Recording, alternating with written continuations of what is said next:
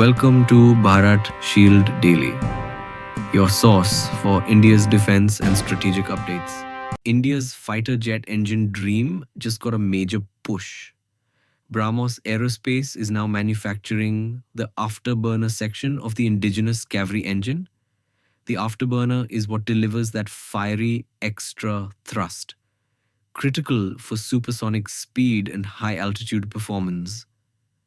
With BrahMos stepping in, the Kaveri engine's power output is expected to reach up to 78 kilonewtons, a game changer for India's aerospace self-reliance. This brings India a step closer to powering future fighters with 100% indigenous jet engine technology.